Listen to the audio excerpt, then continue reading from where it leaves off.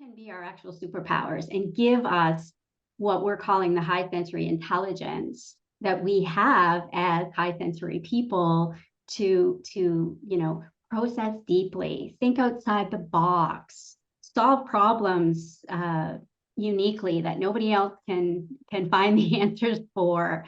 So it really does give us a superpower and a high sensory intelligence. Illuminance specializes in developing sensory processing sensitivity, a natural high sensory intelligence present in 30% of the population, co-creating with the power of humanity to consciously evolve towards balance.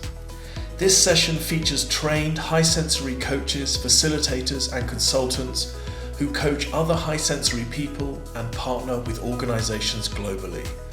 To contact them directly or to find out about our programs, please see the details in the description. I'm so glad everybody's here. We're here together again. Happy that you're listening. So our topic today is thriving as an HSP extrovert. And I am Bonnie Snyder. I'm an intuitive life balance coach. I'm a diplomat in energy psychology. And I support highly sensitive women with their limiting beliefs. And of course, sometimes that's tough for all of us to turn those sensitivities into the superpowers that they are. That's great. Thanks, Bonnie. So I'm Stacy Ingram, and I work with women in their 40s and 50s, really that are in that midlife place where they're reevaluating and want to live a life of no regrets. And so that can incorporate all different areas of their lives. And I really enjoy it. It's a great group of women. I'm Cara Menz, and I support burnt out women and help them shift into their power to find and follow what lights them up by using my EPIC approach, which is an acronym for eliminate things in your life, participate in your own life, integrate new healthy things, and to celebrate things. And my website's caramenz.com, CARAMENZ.com. Thanks for being here today. Lisa. Thanks, Cara. I'm Lisa Morrison, and I'm a certified life coach and an EFT tapping practitioner. And I support high sensory women overcome mental and emotional obstacles that are getting in the way of feeling at peace and feeling free to create the life they love. And my website is highlysensitiveperson.ca. I'm in Canada. Oh, thank you, Lisa. Well, I'm really excited today to talk about HSP extroverts. And what's exciting to me today is, and it just happened randomly, honestly, is that all four of us are extroverts. So it's an interesting topic because I know as I came into the highly sensitive community, I noticed that 80% were introverts and I'm an extrovert. So feeling a little bit different to begin with, and then finding out I'm in the 20% and the highly sensitive. But then as I found out more, it helped me understand myself better. So I just wanted to start off with, the difference between introverts and extroverts is just like being highly sensitive. We are wired differently. Our brains function differently. So introverts very much like to have that quiet by themselves. They turn inward. It's not just that they don't want to talk. We as extroverts sometimes have times we don't want to talk either, although we're known for talking a lot, many of us. So it's important for us to understand, where do we get our stimulation from? Introverts get it from going inside in the quiet, being still. Extroverts get it by the stimulation with being with others. Neither one is right or wrong, better or worse. But as extroverts, we have a little bit extra learning as a highly sensitive individual. So let's talk a little bit more about, first of all, being highly sensitive. All right. Well, listening and reading The Highly Sensitive Person by Dr. Elaine Aron is the book, and she's got a free test inside her book and on website. And here's just a few. When I read this, I'm like, oh my gosh, yes, yes, yes. So if you answer, I'm not going to do all of them. We could put the link to this little test right there so that people can see these. But some questions that if you answer yes to some of these, that might be true to you, that you are highly sensitive. So being aware of others' subtleties or subtleties in my environment, other people's moods affect me. I tend to be very sensitive to pain. I find myself needing to withdraw during busy days. I'm particularly sensitive to the effects of caffeine. I'm easily overwhelmed by things like bright lights, strong smells, coarse fabrics, or sirens close by. I am uncomfortable by loud noises. I'm deeply moved by the arts or music. I'm conscientious. I startle easily. That's one that I truly am. I get rattled when I have a lot to do in a short amount of time. I'm annoyed when people try to get me to do too many things at once. I make it a point to avoid violent movies and TV shows. Changes in my life shake me up. I make it a high priority to arrange my life to avoid upsetting or overwhelming situations. So those are just a few, but I think that end one is where I wanted to end, because we truly can learn what stimulates us, how we can retrieve, and that it's not that we're just depressed, right? Like, I thought I was always depressed because I'm like, I love to be around people and now I don't. What's wrong with me? And what it was it was just draining my energy. I'm coach people, I'm with people a lot, and it's so reassuring to know that we can still do what we love with people, but just guiding our lives, like you said, Bonnie, and learning when we need to retreat, what we need to do to keep our calm, right? And I'd like Yeah. to point out that with all of that list that Cara just read off, those can be our actual superpowers and give us what we're calling the high sensory intelligence that we have as high sensory people to process deeply, think outside the box, solve problems uniquely that nobody else can find the answers for. So it really does give us a superpower and a high sensory intelligence. It Love definitely that. does. I mean, one of the things I was going to say is just all of the things about that we notice, extra things, whether that is in how someone reacts, both, with body language or things like that, or whether it's details in a room. I mean, it gives us all of these extra pieces of information that other people don't have, which is why often we're great leaders, because we pick up on what's happening in the organization. We pick up what's happening in our team and are able to sort of mesh those personalities together, maybe is a little bit better than someone else might be able to, because we're so in tune. You also can tell when you walk in a room, what's the feeling right away.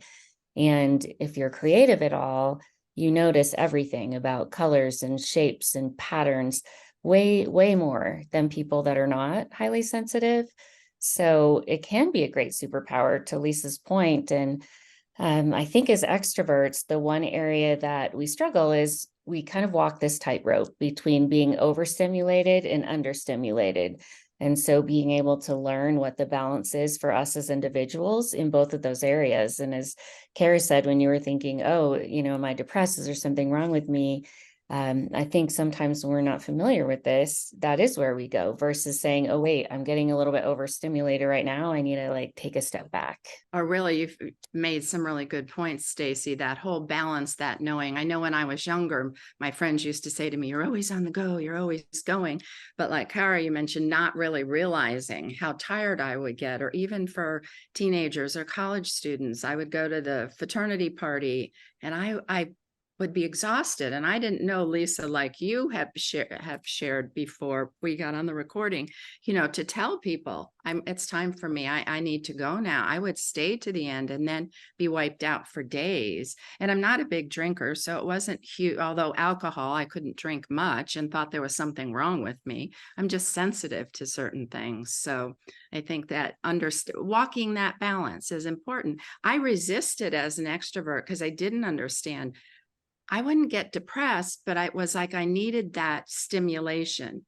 And reading some of the articles about extroverts helped me understand myself that that stimulation is what is personal to us. So what may stimulate Stacy probably wouldn't, maybe not excite me. So that's important. Just like understanding ourselves is really important. And then that acceptance piece.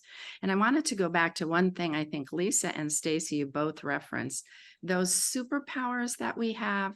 I look at our empathic and intuitive selves, and that's greatly refined as a highly sensitive individual. I see that in my granddaughter. I was having a luncheon and I was moving things from the outside to inside. I didn't have to say a word, but I know she could sense what was needed. like Stacy, you said in business, we see, the bigger picture, we see those things that are needed. I mean, those are superpowers to be able to intuit that without saying a word and step in and do it.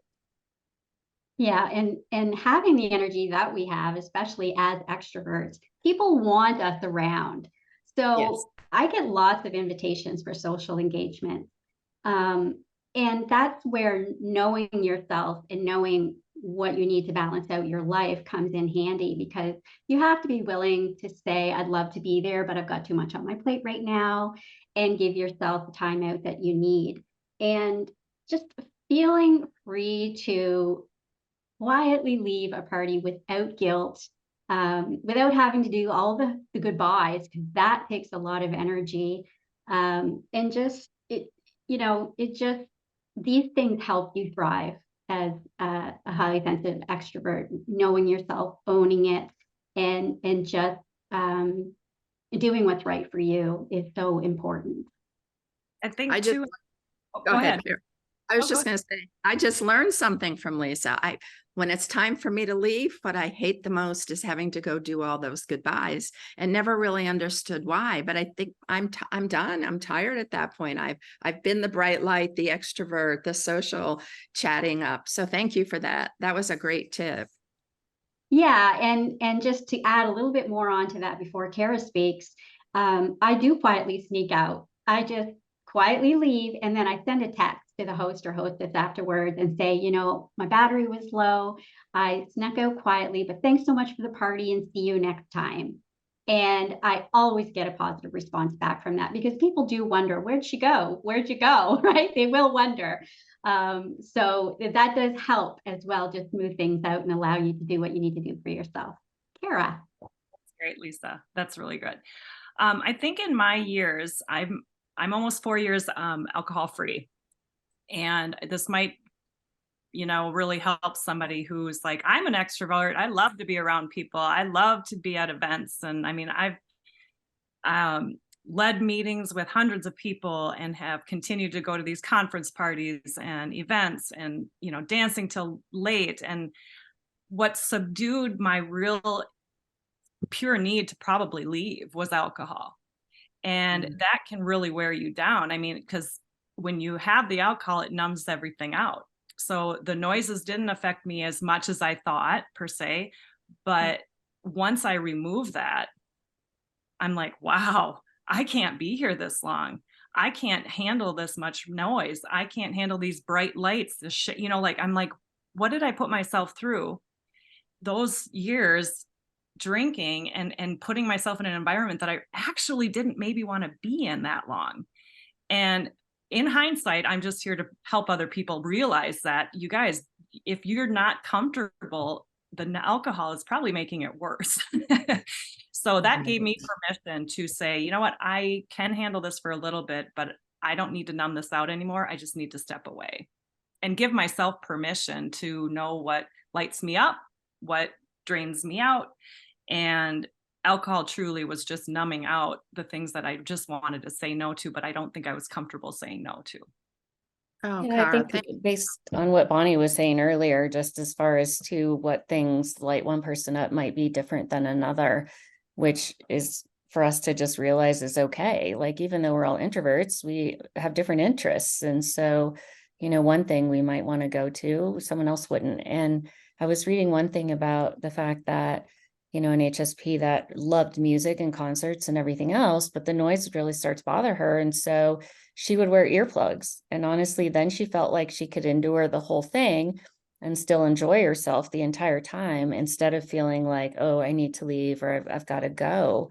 And I thought that was an interesting approach, because I do think sometimes we get a little bit more agitated by loud noises and things like that, and then don't realize why we're ready to go. And it is important to be able to kind of know where your limit is, to Cara's point. I feel like for me, the other thing that helps is, like, I have lots of friends, but I have a small group of friends that I've had honestly, ever since middle school. And I love to see them, and I can stay out with them for a very long time. And I think it's because it takes no energy. Like, they know me, they know who I am, I don't need to be anyone different. it doesn't take any work. And so I think it's always good to have a few friends that are like that, where you feel like they don't drain you at all and you can still have that social interaction. Yeah. I love. Familiar, Go ahead, Lisa. familiarity is a really great thing to reduce our sensory overload.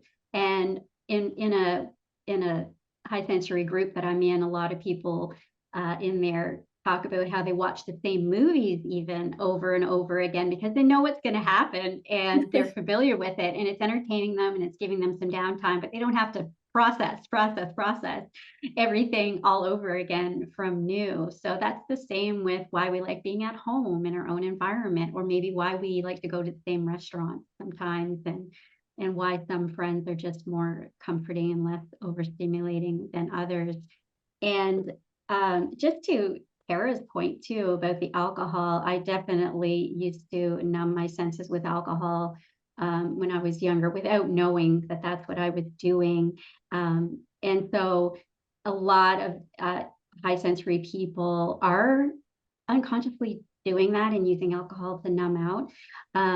And so some people might be thinking, well, yeah, that's if that's what's going to keep you going, then I'm going to do it. But my invitation to you is to instead, cultivate the confidence to do what you need to do for yourself, to clearly, communicate to your friends and the people you're with, that you need to go home and why, or just to quietly slip out without guilt. So I just wanted to make that point. Those were great. Thank you, Cara and Lisa, so much for that. I think that that's so extremely important. And those who haven't used that, I think especially extroverts may choose, like I did, other things, which was to stay busy all the time, all the. And so I wasn't getting that self-nurturing.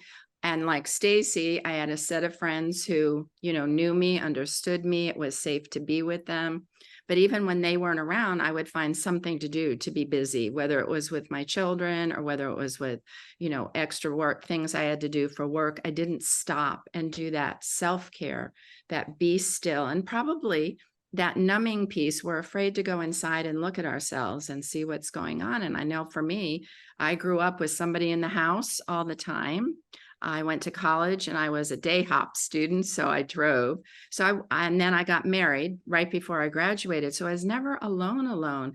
And as an extrovert, wanting that social stimulation, I just wasn't aware, as close as I was spiritually to what, to God, to spirit, I just didn't realize that how important as a highly sensitive person it is to be still and quiet.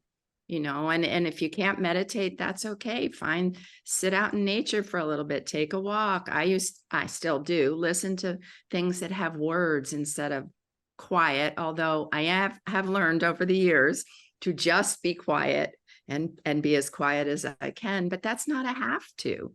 I think it's what Cara and Lisa, you both have touched on. It's like just looking inward. Why are we numbing ourselves and what are we doing?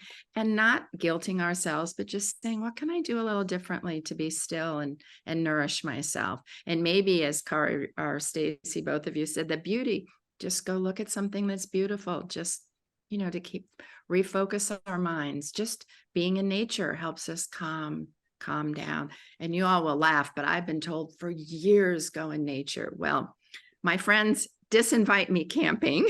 I don't like bugs. I camped with my children and I camped growing up, but you don't have to go camp or take big hikes. Just walk out your door or sit on your porch. Even listening, seriously, listening to the birds or finding an app with birds, especially in the winter. Yeah. It really does help. Mel Robbins has a whole podcast on these tips to help that are right in nature and right that we can do. Bonnie, that's so true. There's so many things. It's like, you can scroll and that's your avoidance, right? That's your downtime, your avoidance. But what are you avoiding? And I think that's the big thing is, what are you avoiding? And with alcohol as a substance, it actually increases anxiety. It increases it's opposite of what you think, and you need more to create that feeling again. And that's where the trap is, the dopamine drops, and then you're like, or increases, and then it drops very quickly, and you need more. So where's this baseline for us? And I think that's the main thing, is our baseline of comfort of being us, truly who we are.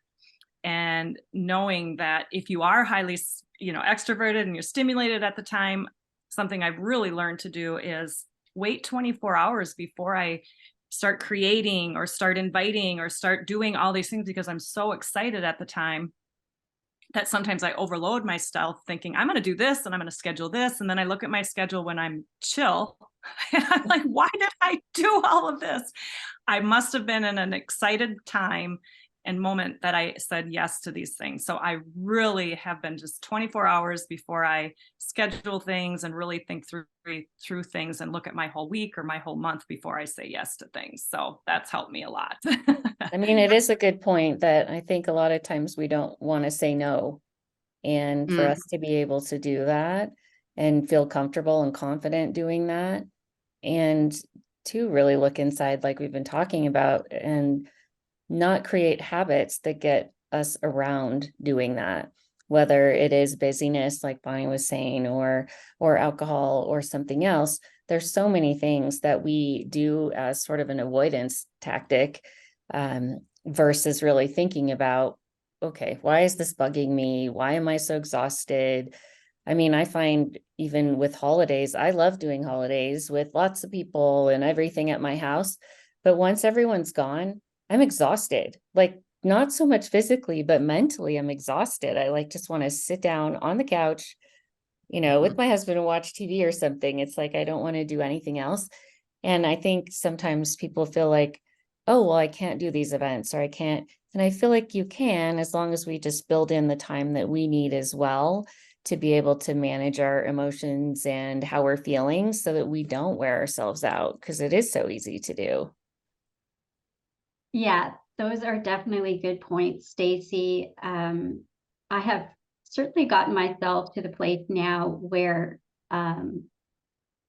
I really stop, like no is my default now.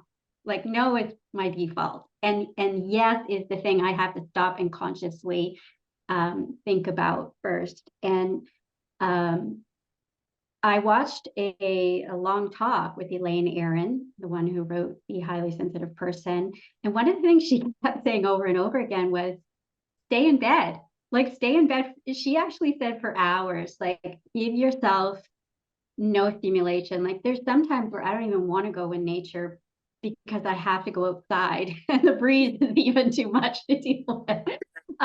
So just staying in bed, allow yourself to do that. It's necessary for the processing, and also to allow yourself to actually sleep and get into deep sleep when the time really comes. You actually need to give yourself some time during your waking hours to process. Otherwise, you're going to be in light sleep most of the night trying to process all of the things that you were stimulated by throughout your day. And, I live with my partner, and sometimes I just need to be alone in my room. So that's an open conversation that we've had, and it's totally normal and natural now for me to either tell him I need some downtime in my room. I even have a little do not disturb sign that I put on the door if he comes home and I'm in my room, so he knows that I'm getting some necessary time so that I don't come out grumpy or irritable.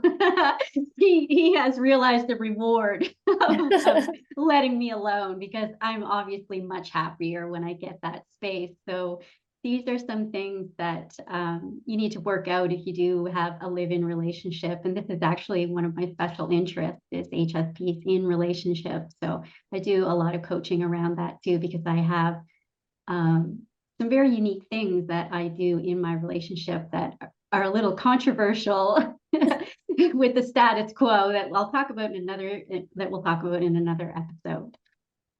Lisa, I love that. And I'm excited. I would love it if we would have a topic time on that, but I love what you're sharing. I'm not probably one to go into bed and just lie down, but that quiet, just to be by myself and something soothing, or just to be still for a little bit. But before I knew I was an HSP, and this is how I think our gifts, our own intuition, I studied stress. I've spent lots of time on stress. And Cara, when you were talking, and then Lisa, when you were talking about sleep, because of that stress response, and of course, we're more sensitive, our nervous systems get dysregulated more quickly.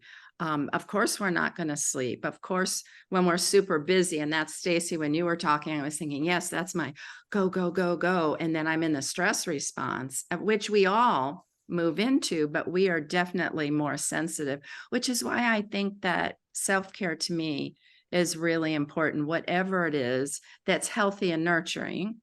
Not things that are destructive and relaxing is important. And it could be, sometimes for me, it's reading a really juicy novel, or maybe it's just closing my eyes, or maybe it's being with, my 2 grandchildren who just, because kids are the way they are, and we have such wonderful talks, and they don't drain my energy because they're a little bit older, but I can take, it moves my focus away from whatever's going on, and I can stay present with them. And kids are amazing. Now, when I was parenting, there were times that was, when I had raising my own children, but there were still moments that just watching them be kids, when we can just sort of step back. But even just stopping and observing what's going on will help us calm within as extroverts, because it's important to know we have to, as we started out, find that balance between that quiet, that nurturing, that ability not to numb out, as Cara's been talking about, and Lisa, just that, wow, I love the idea of, putting that sign on the door and saying, I need to chill, because to me, I underscore that word happier when I come out that door, even though I've been by myself for a little while. Definitely. I think also anything creative can often help do this. Not for everyone, but for a lot of HSPs are creative. And so even if you're just sitting down in your own room painting or doing things, I think a lot of times people think with art, oh, I'm not good at this or I'm not good at that. And sometimes it doesn't matter what the outcome is at all. It's more just the function of doing that, using color. Color has a lot of emotions to it. It can be as abstract as anything, and just still a good release for us to just get some of the negative energy out and some of the positive energy back in. And it can just be a little bit healing, almost like nature is for us as well. Yeah, very good point. I find if I'm, creating a gift for someone or putting something together, I was just doing that as a break, and I just thought, oh, it's taking me a little longer, but I'm enjoying the aesthetics, the beauty, the color, what am I going to put there? And I'm thinking about, oh, they're going to be so happy when they get it. That nourishes some of us, not everybody. It does me. But I would love, as we're starting to wrap up, if you have some tips we can leave our listeners with. Something maybe we haven't shared, or in addition, while you're thinking, the one thing that I read and I thought, oh, no wonder, is that as extroverts, and we want to be out in the world, is to find those areas that we're passionate about. Where are we passionate that we feel comfortable? Again, saying no, as Lisa, you said well, and Stacy, when we need to, finding a place where we feel comfortable. But that's a great place for us as highly sensitives in an area that we're passionate about. And it can be anything really, where our heart is. I can start off our tips to wrap up. I've got 3 here. So one of the things that I make sure that I do is I space out my social engagement, of course, around my work life as well. So I take a bird's eye view of my schedule over the week and even the month, and make sure that things are spaced out and that there's a lot of free time in between for me to cover. Secondly, I again feel free to quietly leave or sneak out of a social engagement without guilt. And the other thing that I do is I'm really open with my friends that I do prefer one-on-ones over large social gatherings, because being able to have one-on-one conversation is more fulfilling and nurturing for me.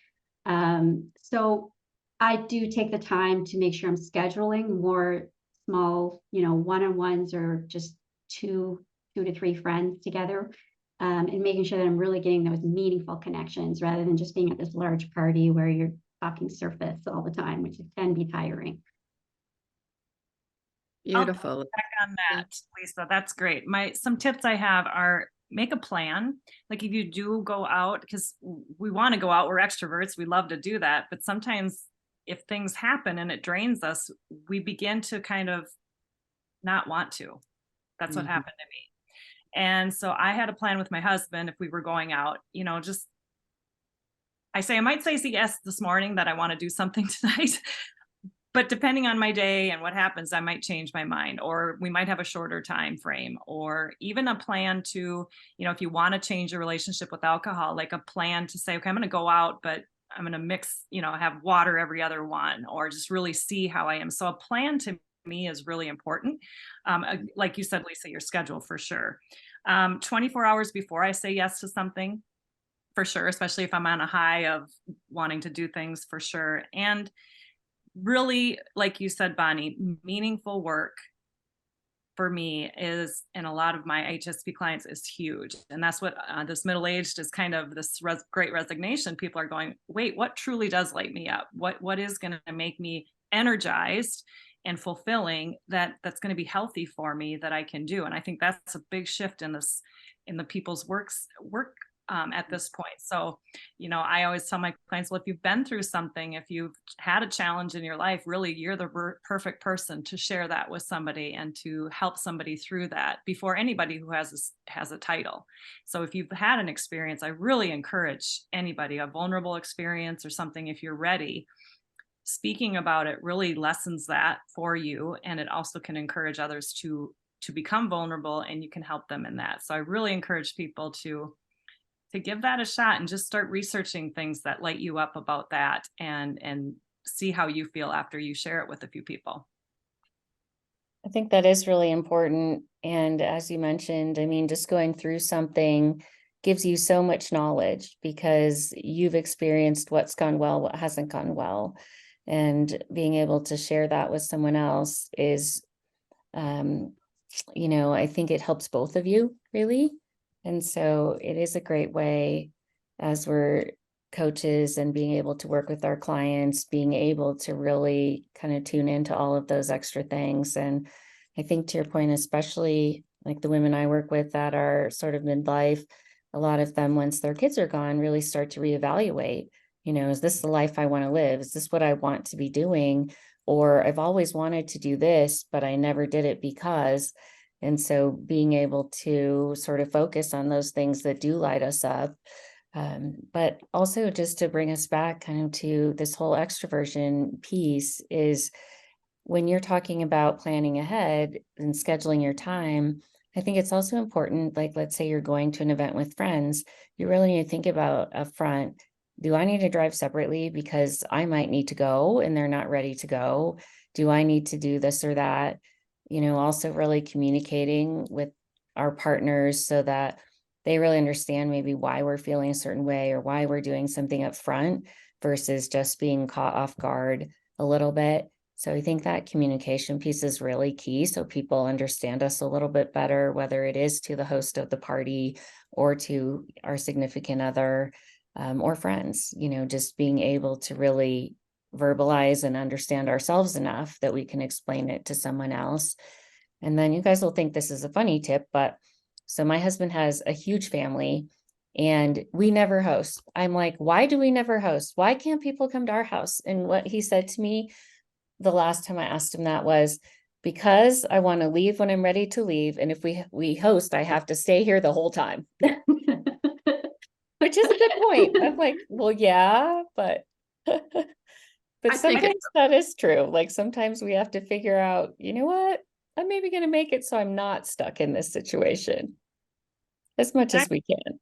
We have to have fun, right? I just want to make sure we put this, you guys, we need to have some fun, some joy in our lives. It doesn't all have to be serious. We can have you know, when's the last time you went on a swing?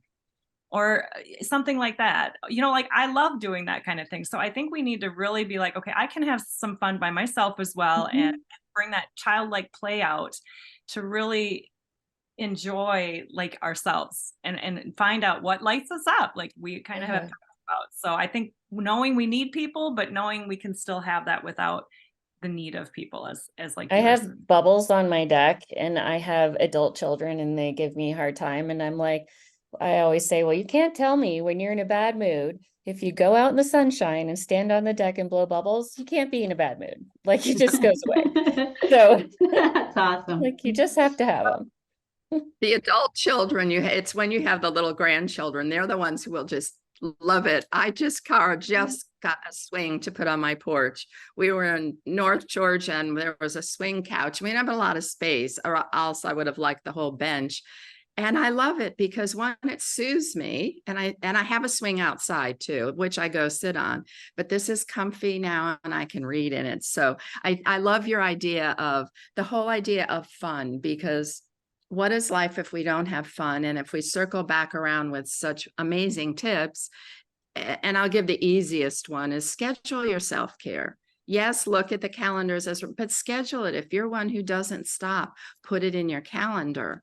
And I think the other piece too is, and we've touched on it, all of us, is that be okay with who we are. You know, one of the suggestions was talk with an introverted friend. Well, I don't necessarily agree with that. I think you talk with someone who's a friend, whether they're an extrovert or an introvert, and they understand and accept you for who you are. And it is important to have that support. We didn't talk too much about support, but especially as highly sensitive individuals, whether you're an introvert or an extrovert, it still is important for us to have support.